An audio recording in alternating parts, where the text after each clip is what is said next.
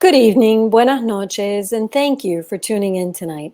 On behalf of Mitchell Kaplan, the Miami Book Fair, and all of us at Books and Books, I welcome you to a virtual evening with Barry Lynn to discuss Liberty from All Masters, the New American Autocracy versus the Will of the People, published by our friends at St. Martin's Press.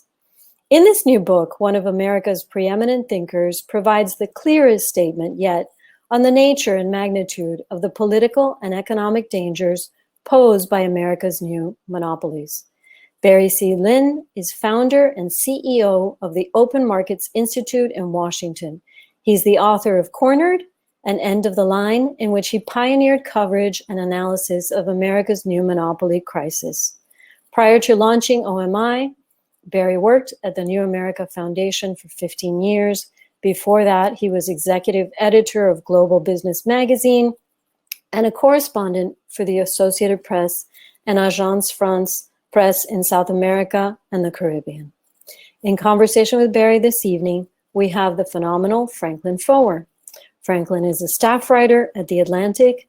He's the author of World Without Mind, The Existential Threat of Big Tech, named one of the best nonfiction books of the year by the Los Angeles Times, NPR, and the New York Times.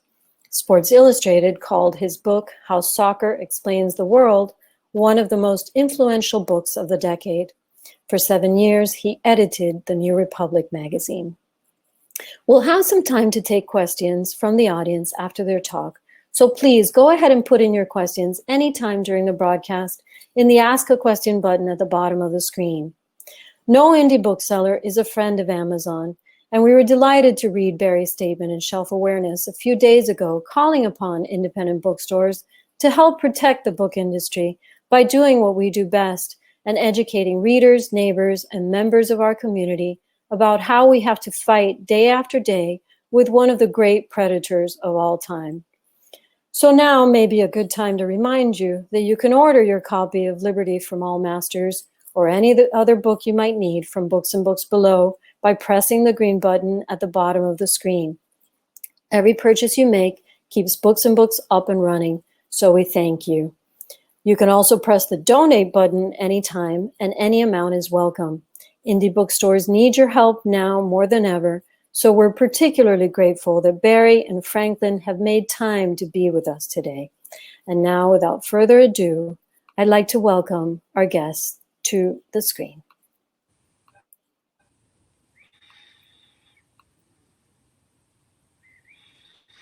There you are. Hi. Hey, Barry. How you doing? Good to see you. Good.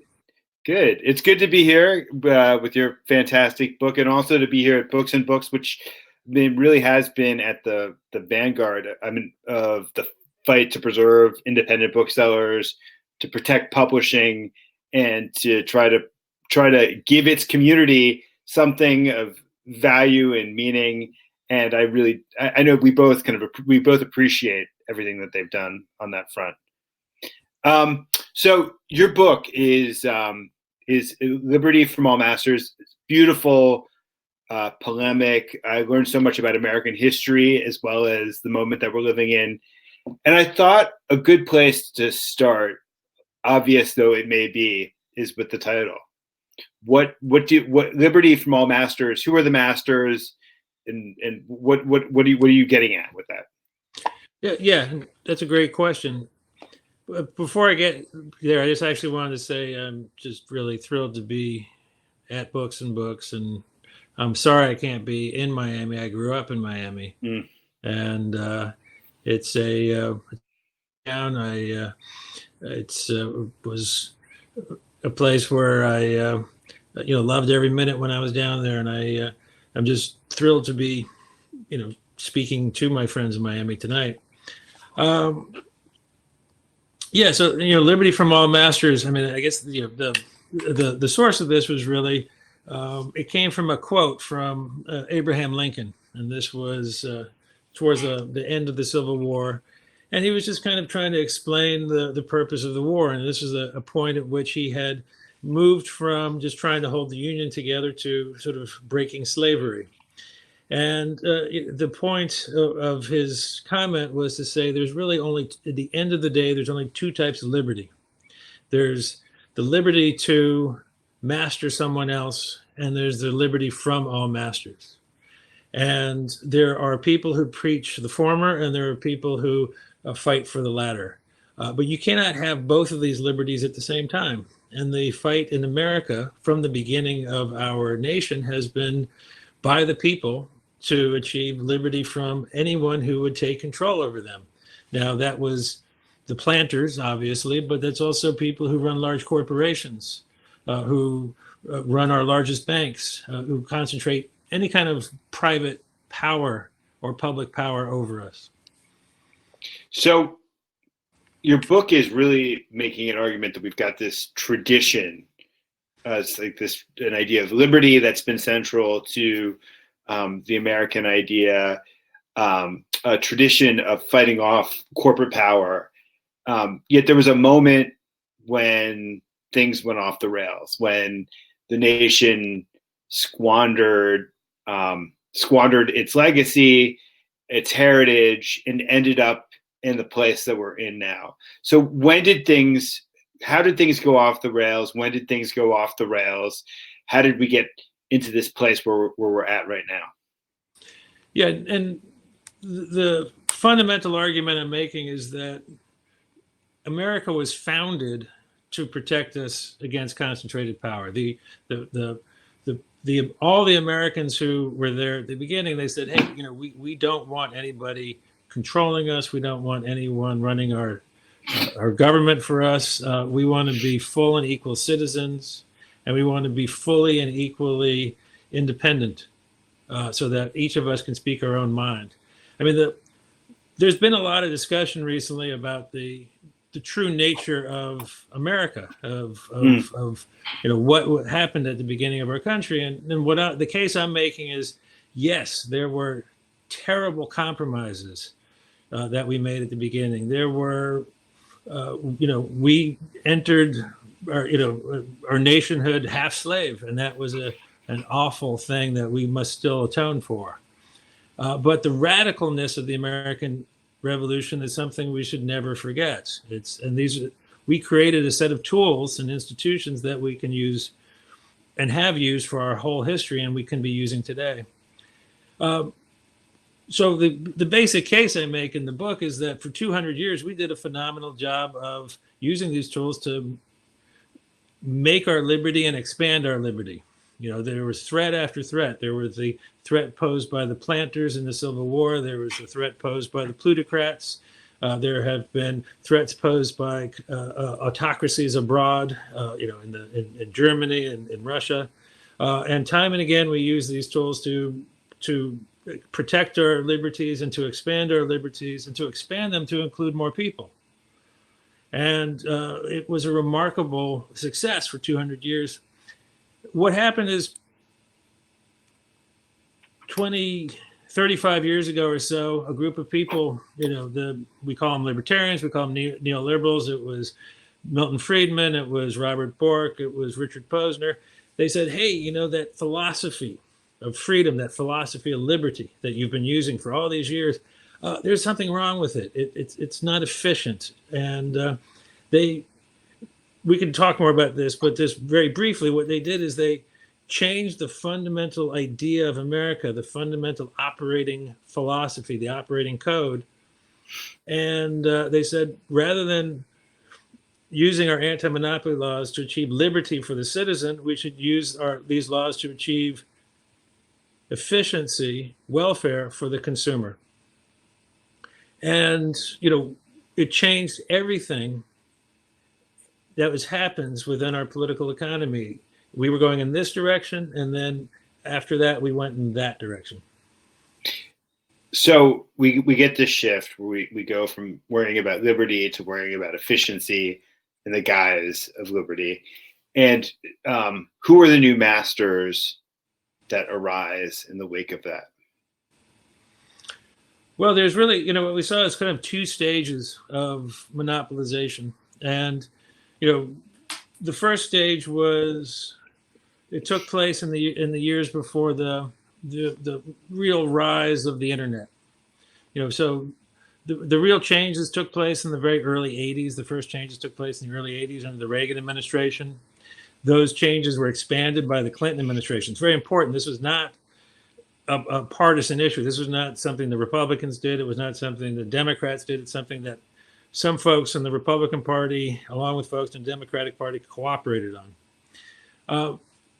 Changes begin in the 1980s, and those changes unleash radical change throughout the political economy. It's what unleashes Walmart. It's what unleashes Citibank. It's what unleashes Boeing as we know it today. It's what unleashes Fox News as we know it today. So you see these massive consolidations in sector after sector after sector of the political economy, to the point where each part of our political economy essentially has a lord. It's a domain of some very rich and powerful person, very rich and powerful corporation. So that's stage one, and that sort of peaks in 2005, 2006.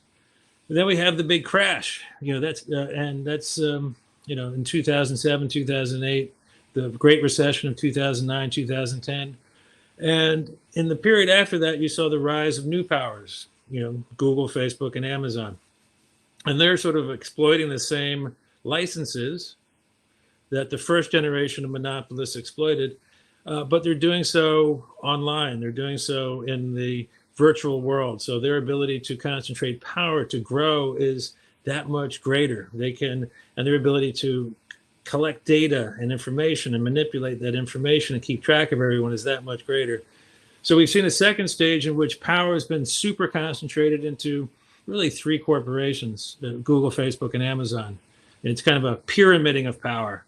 And so we're actually at an extremely dangerous point in our democracy when you see a few corporations, three corporations that can lord it over the Fox Newses of the world, that can lord it over the Walmarts of the world, that can lord it over the Wall Street financiers of the world. So be precise about this in terms of connecting it to what you described at the beginning. Like, how do these companies threaten the liberty of or independence of the people who are watching this presentation tonight? In what ways? I mean, I know that.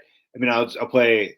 I'll give you the devil's advocate that we're all familiar with. Like, Amazon gets me packages a day later at a very low price. How are they threatening my liberty with that?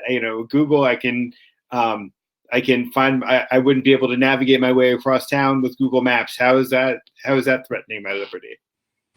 Yeah, no, it's what it's important that we understand, that we accept the phenomenal gifts that these technologies have brought us. I mean, these are, the ability to use online mapping, the ability to have this amazing search engine, the email. It's I remember very well sort of the digital revolution in the late 90s and early 2000s, and just how much it improved my life and the life of people around me. And the coming of the cell phone. I mean, these are phenomenal technologies, phenomenal sort of powers that make our lives better in so many ways.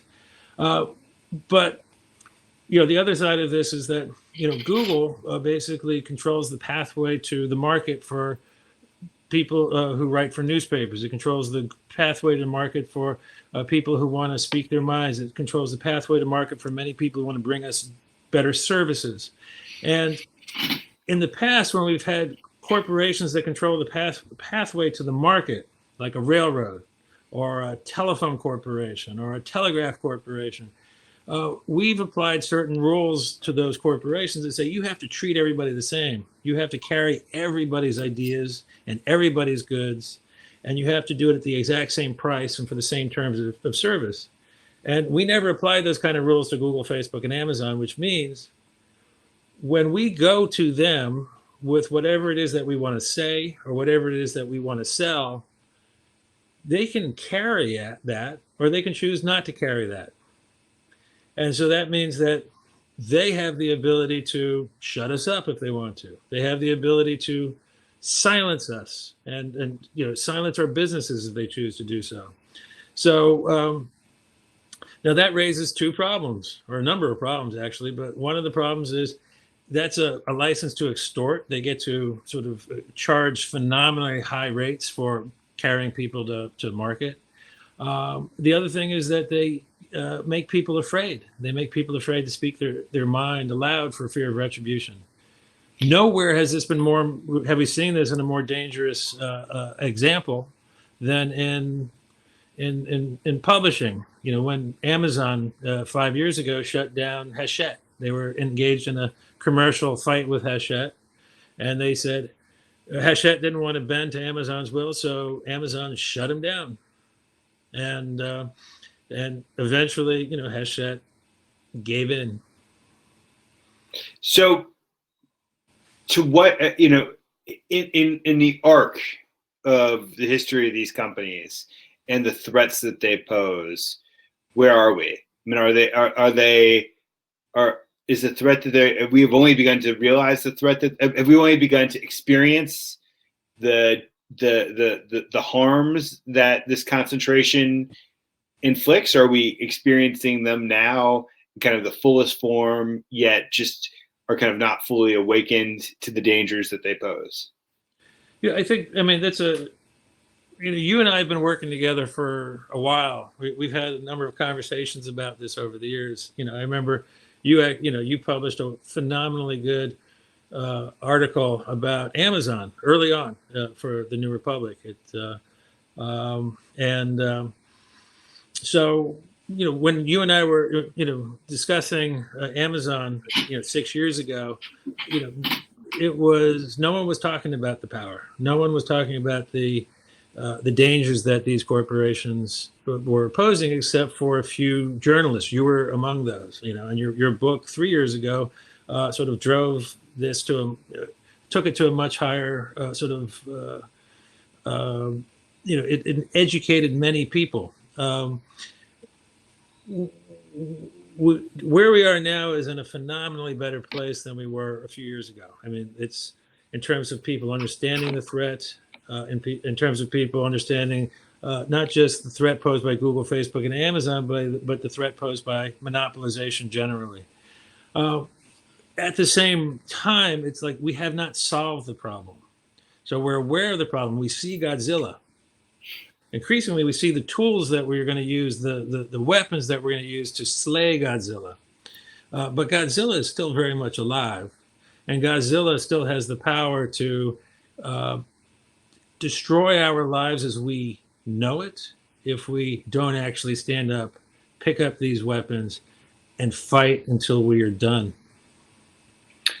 One of the things that I really recommend this book, not just for its diagnosis of the problem itself, but I think for it's the narrative of American history, American intellectual history that you tell. And what's fascinating to me, if you could just talk a minute about W.E.B. Du Bois, who is not, when I think about the struggle against monopoly in this country, I think about Thomas Jefferson and his writings and the way in which monopoly was very much on his mind as he crafted the Declaration of Independence. I think about Louis Brandeis and the Progressive era, but I'd never really thought about Du Bois in this context. Could you just explain who Du Bois is and explain how he influenced your thinking?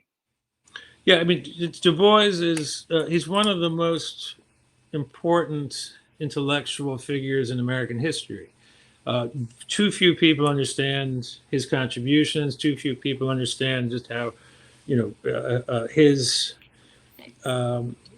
how incisive his critiques of the American system are, and actually how they empowered people to make real change.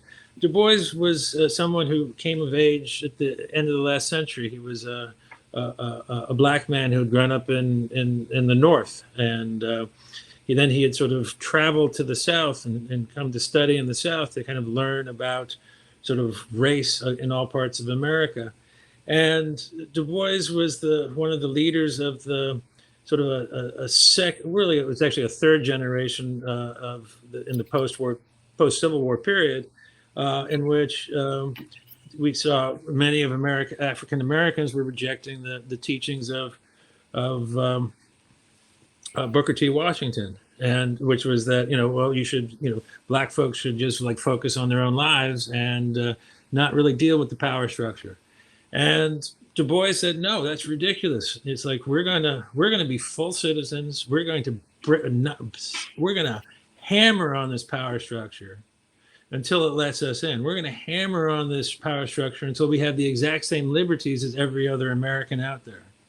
And he wrote a book, and it came out in 1935, which was called Black Reconstruction. And he did a number of things in that book. One of the most important was he said, you know what, the Civil War, the black people in the United States played a major role in the Civil War. They fought in the Civil War. They fought from inside the South, and they fought from the outside. They helped to win this battle.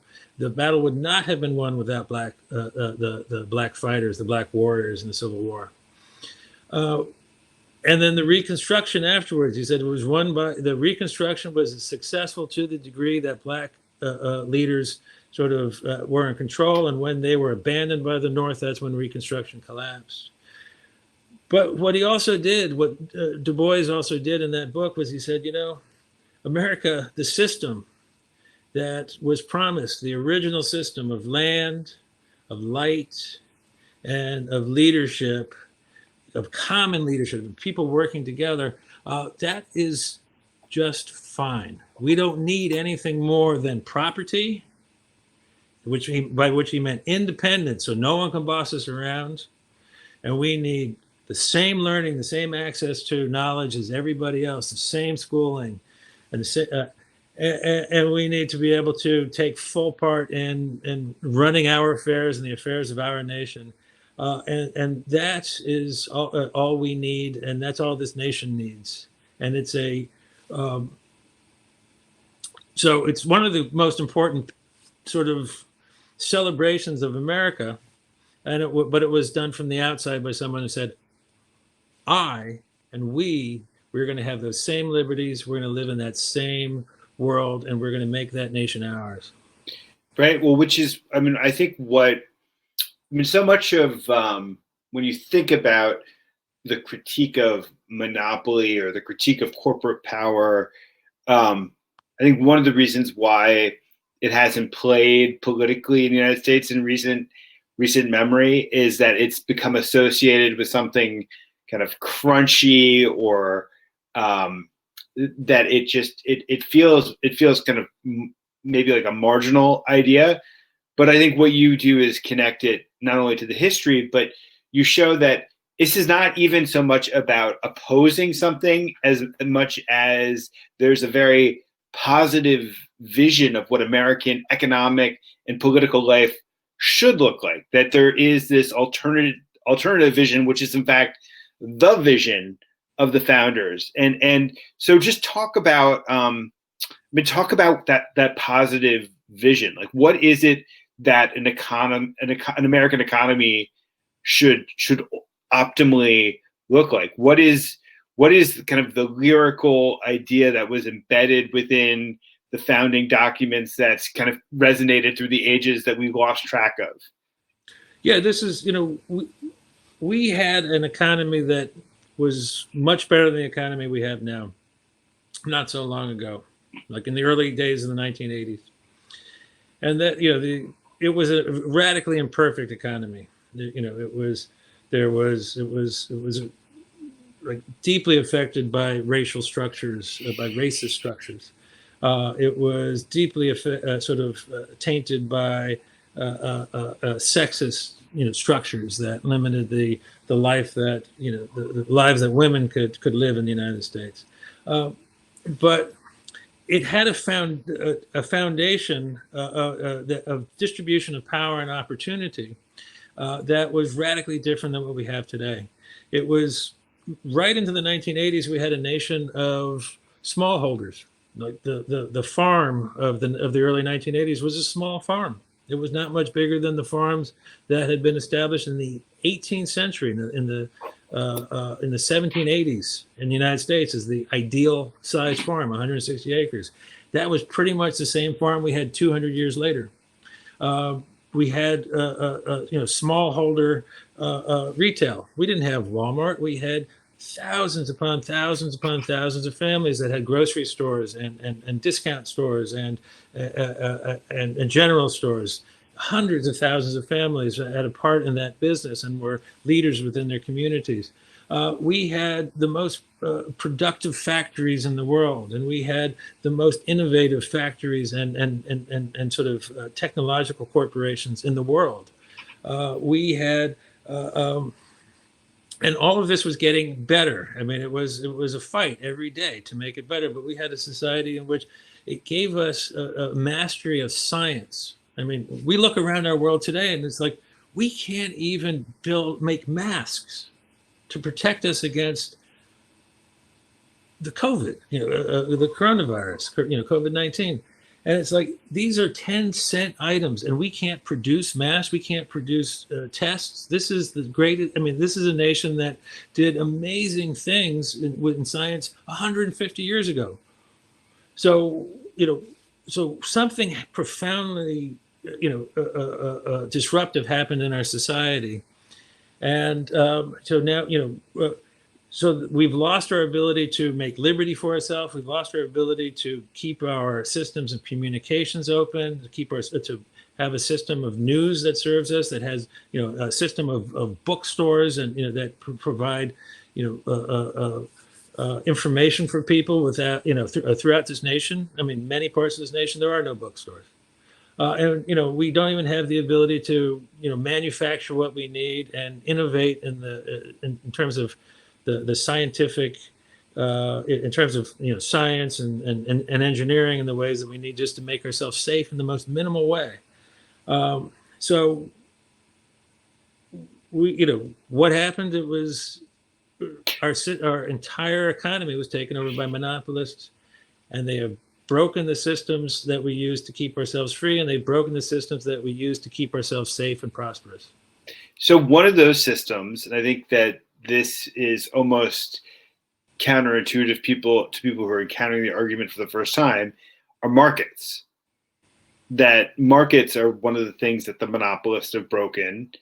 And can you talk about, we live in this age where socialism is experiencing a resurgence, and even though you and the socialists probably share certain common enemies and certain common goals, there's, in your book, you make a very powerful case for why markets are a necessary and good thing, and certainly within a certain context. Could you?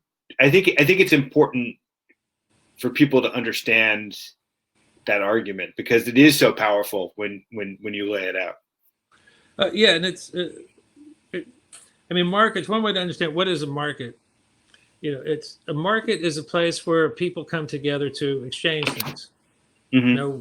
That's really simple. We learned that in sixth grade. But we forget it over time. We're told that markets are doing all these other things. That there's a market out there that's kind of controlling our life. A market is it's a very simple thing. It's where people have something to sell and people have something to buy come together. At the beginning of our country, we had a rebellion. Part of the rebellion was against the British East India Company. Why were people against the British East India Company? It wasn't just because of taxation. It was also because we said we don't need to have a corporation standing in between the producer, the grower, and the person who's buying, who's going to use something. We can come together and make our own markets, with our own neighbors, without any government or any private corporation telling us how to do it. So, the market, properly understood, is it's one of the things that makes us free. It's one of the most important institutions that humans make to make ourselves free. And when you So, have a monopoly, what's liberating about the market? So, like, what is the free? Is it just my freedom to sell whatever I want, my freedom to buy whatever I want, that makes a market a source of liberty and an important human good? That's an important part of it. But it's a market properly structured also means that you're free from unfair predation. It doesn't mean if I go to a market and I'm selling corn, and my neighbors are selling better corn, and they've made it more cheaply. Eventually I'm going to go bankrupt. But in a properly structured market, someone else will come and take over my farm, and we'll still have we'll still have a bunch of different people competing to do the best job they can to bring corn to market. But a properly structured market also means that you are protected against the corporation that has been given $1 billion by folks on Wall Street to come buy up all the farms. Now, that could have that's what's happened in this country over the last 30 years. That's what could have happened over the previous 200 years. Going back to the very beginning of this nation, we saw people who knew perfectly well how to use great piles of cash and the corporation to take over other people's business. We protected all of the different actors in the marketplace, all the people who are bringing corn to market, or bringing shoes to market, or bringing baked bread to market, from predators using corporations and that have been empowered with Wall Street capital. So the market it's a way to ensure security for your property and the freedom to work your property, and essentially to express yourself, to fully develop your own abilities, to the extent you can, without having everything taken away. So what is it that the socialists get wrong about this? Well, there's different kinds of socialists. And it's like my team, I and my team, we've worked many times with Bernie Sanders. Bernie Sanders is someone we routinely work with. Bernie is, he says he's a socialist, but, when you look at his antitrust policy, it's actually remarkably good. Bernie is really more of a traditional bottom-up populist. He believes in, people coming together in marketplaces to exchange with each other freely without some corporation telling them what to do. But there are people who believe that, who may also, call themselves socialists, who believe in top-down systems of control, using and if you're a socialist, you tend to say we're going to use the state to run this market or this part of the political economy. If you come from the right, then you'll say we're going to use a corporation to do this. Both of these are visions of top-down control. The socialist happens certain parts of the certain people who call themselves socialists. What they're advocating is the use of the state to tell people what to do and how to do it. Other people are saying, well, we're going to use the estate, the private corporation, to tell people what to do and how to do it. I know this is a little bit wonky. We'll turn it back to big tech and to the monopoly issues of now. But I think there's a really interesting riff in the book about kind of the role of the state as kind of conceived in the 18th century and as it extends through the 19th and 20th centuries. Can you talk about the Northwest Ordinance and this kind of the idea of the state as developed in the American anti-monopolist political tradition? Yeah, it's so fundamentally important is, what was the American state conceived of to do? And there's this myth, it's a relatively widespread myth in America that America was kind of a laissez-faire country until around the time of the New Deal, when FDR came to power in the 1930s. And at that point, suddenly we had regulation, suddenly we had centralization, suddenly we had top-down control. And there's many problems with that conception of American history. Foremost is that the we had a strong state, or we had what was conceived of as a strong state, going back to 1789, the very beginning of as immediately after the Constitution was passed, we had a very robust vision of using the state to make a particular kind of society. And you mentioned the Northwest Ordinance. The Northwest Ordinance is in some ways this lost founding document of America. And what you see there is it's like an entire vision of how we want to live our lives together. This was a document that was put together by the sort of representatives of the 13 states. They came together and said, hey, we have this territory, and we have to figure out what society should look like in our common territory. And they said, well, one, we're going to give everyone land. We're going to give any family who wants it pretty much 160 acres of land. Two, we're not going to have corporations running this business. We're not going to have speculators in this. No corporations, no speculators. We're going to have the government run this market and give you your land.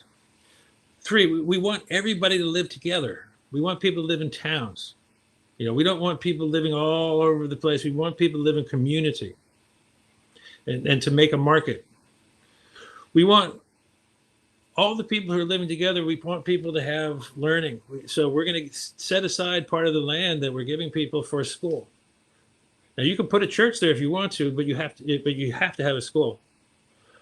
And in this land, this new society that we're building, there will be no slavery. This was agreed to by all the southern states as well as all the northern states. There will be no slavery. And everybody gets to vote, no matter whether you used to be a slave, no matter the color of your skin, every man gets to vote. And we're also going to use the state, we're going to use the government to make this all happen. We have a vision of the society we want, and we have the vision of a kind of citizen that we want, and we're going to achieve it. It's really the most radical vision that you can imagine compared to where we are today. And it's really one of the very first laws passed by the first Congress, and it was one of the first laws signed by George Washington. That's the true dream of America.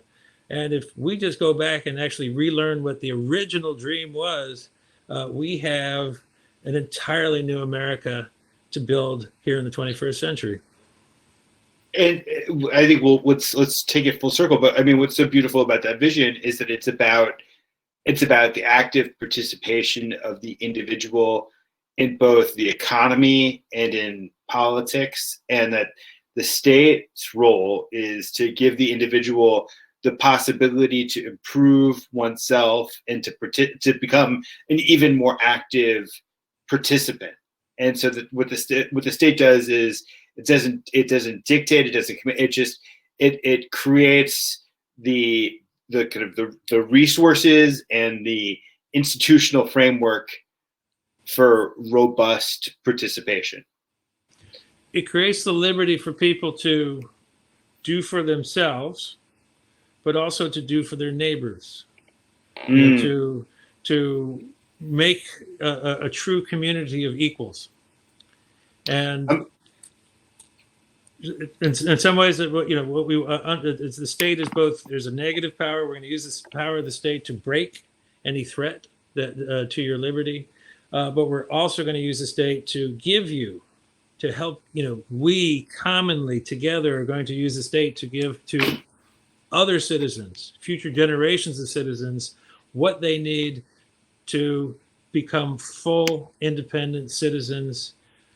Time and again, or from generation to generation. It's a self-replicating, anarchic system.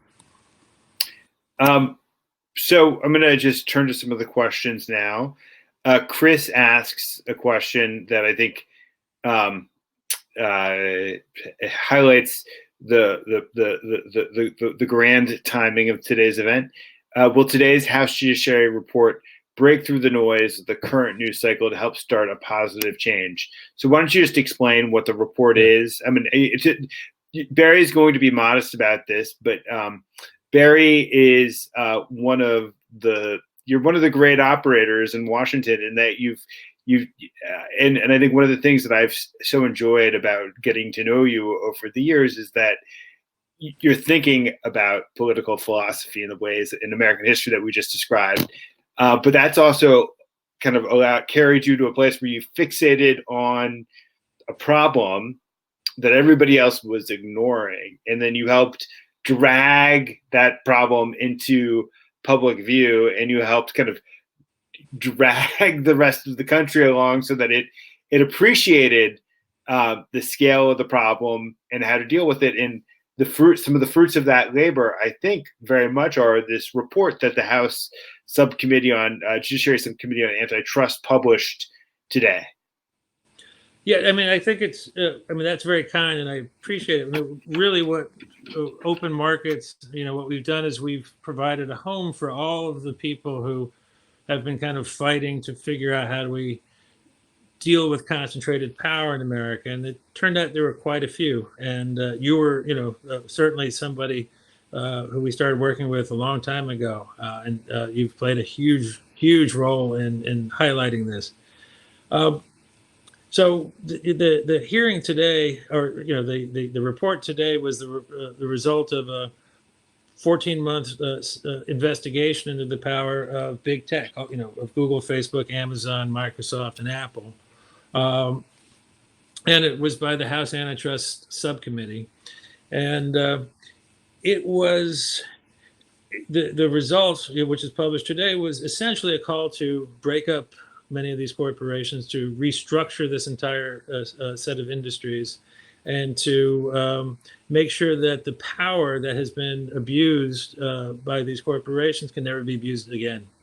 It's a vision of a radically different online political economy, one that will guarantee people have the liberty they need to take care of themselves, as we were talking about in the past, but also the liberty to speak with one another without intermediaries, the liberty to engage with one another and commercially without intermediaries. It's if we follow the suggestions that were put out today by this report, we're going to have a true democracy, a much better democracy than we've ever had before in America in the 21st century.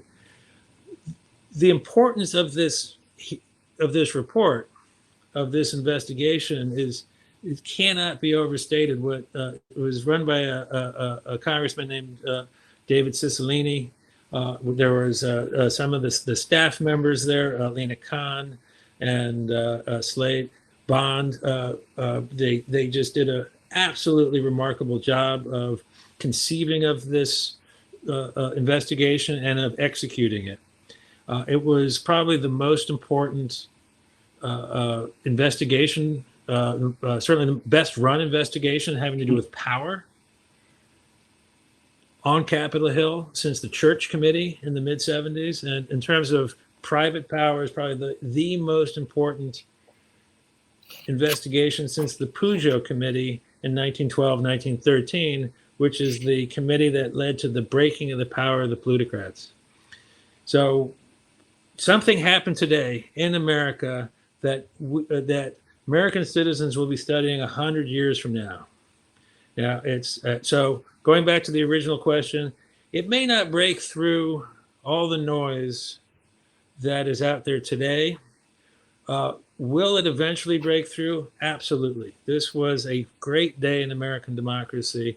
It doesn't mean we've won. We still have to fight the fight based on this plan. But what they did today is they published a plan, and they indicated in a very clear way that both Democrats and Republicans in the House of Representatives plan to fight this arm in arm and to bring down the power of Google, Facebook, and Amazon. So where does this lead in the next administration? Which administration, or which? What do you imagine? All right, so let's presuppose, God willing, a Biden administration. Does the Biden administration, does this report create inevitable momentum and kind of a political dynamic, an intellectual dynamic that means that a company like Facebook or Google is likely to get broken up in that administration? Is that the next step from this report? It's I am very confident that a Biden administration will do the right thing on this. I think that there's, you and I both know many of the people who are part of that team, and we know that many of those folks are deeply concerned about the power of Google, Facebook, and Amazon, and they understand that these are threats to our democracy. That monopoly in general is a threat to our, it threatens every other part of our lives.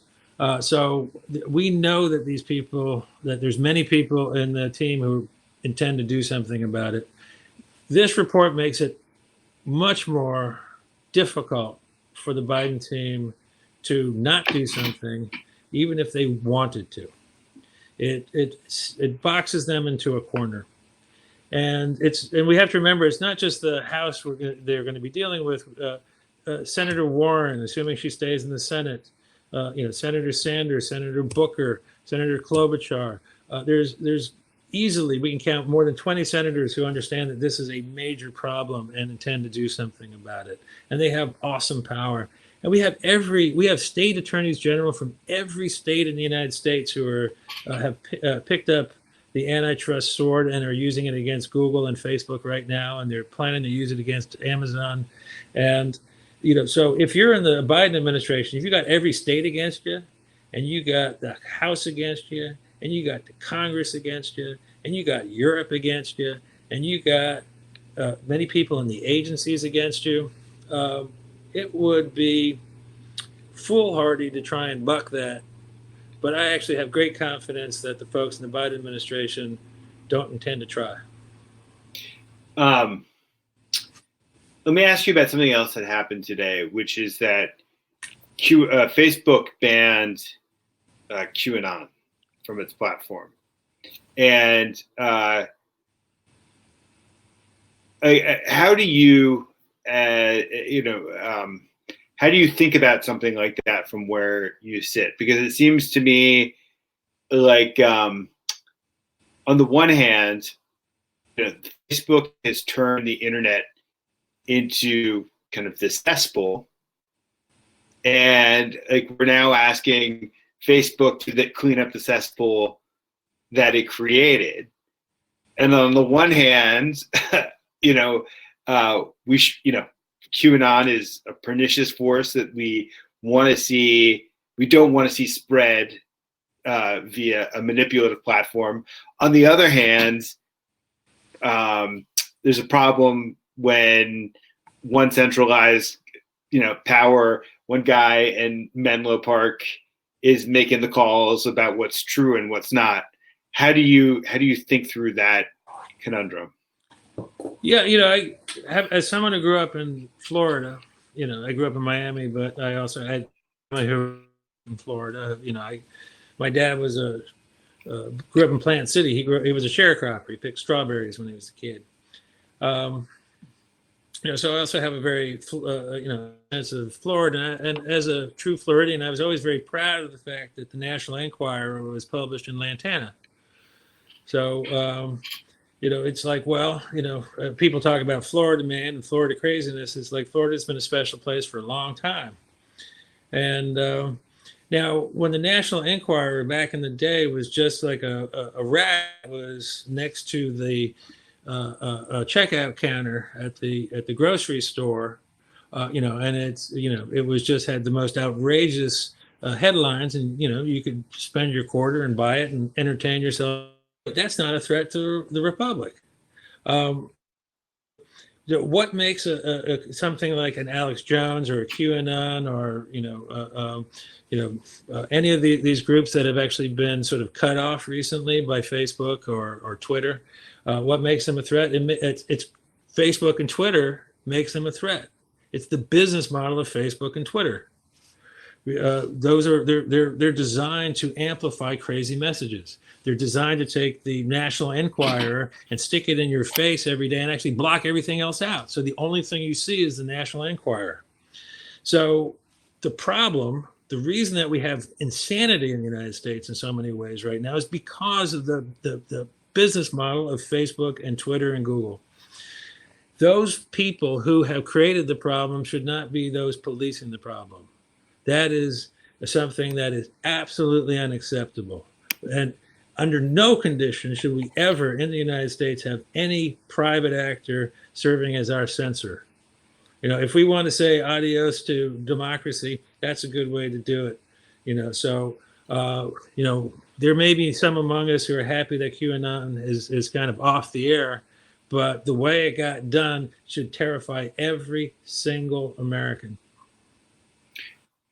What do you think the next? I mean, I part of the problem also is that this was done in a policy setting policy. I mean, a lot of these companies talk. I mean, Facebook specifically talks about it as Zuckerberg has referred to Facebook as kind of a governmental organization, and so this was an official policy.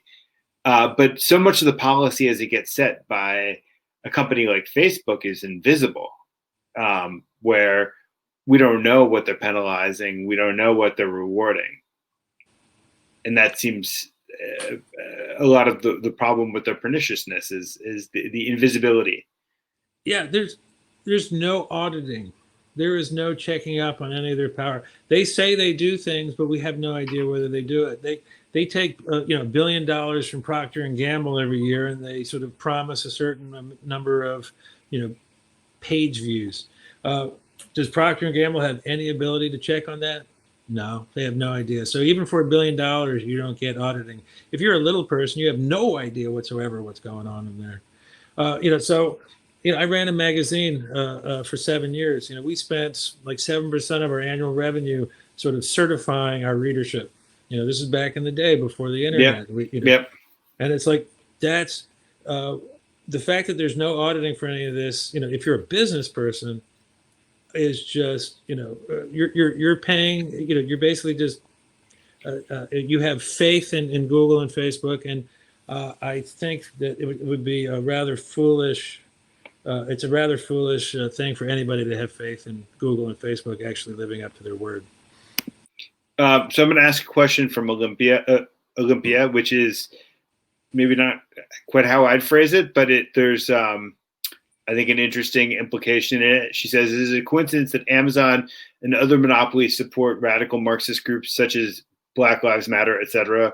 Would they support a totalitarian dictatorship like capitalists like China?" Like I said, that's not quite how I would that's not how I would describe Black Lives Matter at all.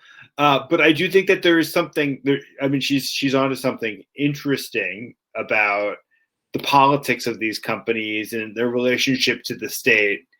And I think that's worth our talking about a little bit. Yeah, I mean, I think it's, I actually don't know. Well, one, I would like to say, I mean, Black Lives Matter is a group that has done absolutely fundamentally important work in bringing horrific actions to light and forcing people to understand them and act to fix them. So entirely in the tradition of liberty that you're describing. Absolutely, it's like no one should have to walk the streets being afraid of sort of abuse of police power. So we want to be free of abuse by the state and by the private estate. First off, Black Lives Matter, they're true heroes, and we want to recognize that. But I guess in the core of that question is, are these corporations sort of manipulating our expectations by sort of supporting certain groups and not supporting others? Yeah, no, I mean that's a problem. I mean they curry favor with certain people and they sort of suppress other people. So they really shouldn't be in politics at all as corporations. And I mean, it's even possible to turn this around and just to talk about the relationship to Trump and to the Trump Republic. I mean, I think when Trump was elected, some of these monopolists looked like they would kind of act in they're going to join the resistance, right? Like when the Muslim ban came down, they took what seemed like strong positions against that, and you thought, oh, well, maybe they'll be a beneficent force in a terrible time, but that didn't actually really materialize. They were kind of happy to, in a lot of ways, make their peace with the state. Yeah, and I actually think that one of the reasons that Facebook may have actually made this move today had to do with the report that came out of the House Antitrust Subcommittee. So they got whacked hard today. They had the Congress of the United States say, Facebook, you are a danger to democracy. And then in their own perverted roundabout way, Facebook said, well, how are we going to prove that we actually are in favor of democracy? Oh, we're going to suppress QAnon. Now, now that, of course, is a threat to democracy, but in their own weird way, they probably think that some folks on the Democratic side are going to welcome that. It may buy them some favor with a future Biden administration because they know which way the winds are blowing right now. But,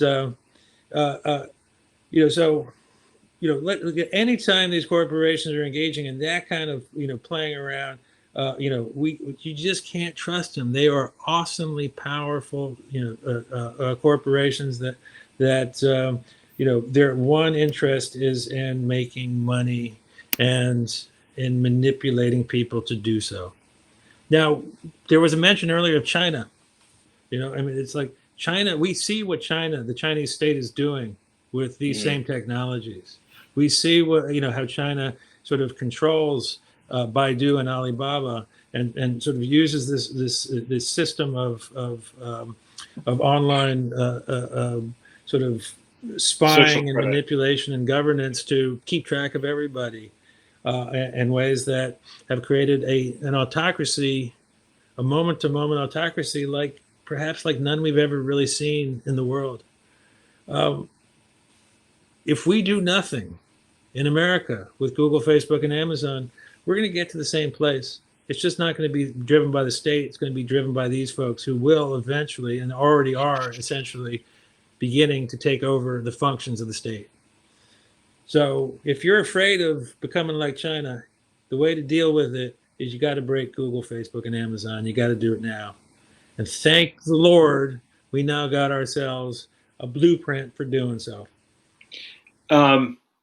Well, I think our time is nearly up, but it feels like so you've gone through this in your career. You've kind of traveled this arc where you went from kind of a guy who probably felt a lot of times like you're shouting into the wilderness to somebody who's actually made progress. And does it feel now like it's been hard? Like you got thrown out of New America for challenging the institution's relationship to Google and for not backing down from your criticisms of Google. You've had funders you've had funders who've kind of pulled out at various moments. Does it feel like you're kind of on the precipice, that we're on the precipice of something really, really big? And what does it feel like to kind of have traveled this journey? Are you able to kind of feel genuine optimism after having experienced this arc? No, I absolutely feel true optimism now. Having seen people like Senator Warren and Senator Booker and Senator Sanders, and actually this whole series of people sort of take the lead a few years ago, and now seeing Congressman Cicilline and his almost all of the members of that antitrust subcommittee sort of do what they've done over the last 14 months. You remember what it was like compared to where we were 5 years ago. We are in a phenomenally different place. And like I said, it's like this creates a structure that's going to severely restrict the sort of ability of the freedom of movement of the next administration. The next administration, next Congress have to act. Now, personally, it's like, I guess it's just the way I am. When, every time we get to a new plateau, maybe, there's this moment of relief when I get to the plateau, but then the next morning I wake up and it's like my eye is just on how do we get to the next plateau. And I think this is, what we should really understand, all of us, is that these laws in this book, what I want people to understand, these laws, these tools are designed not just to destroy power.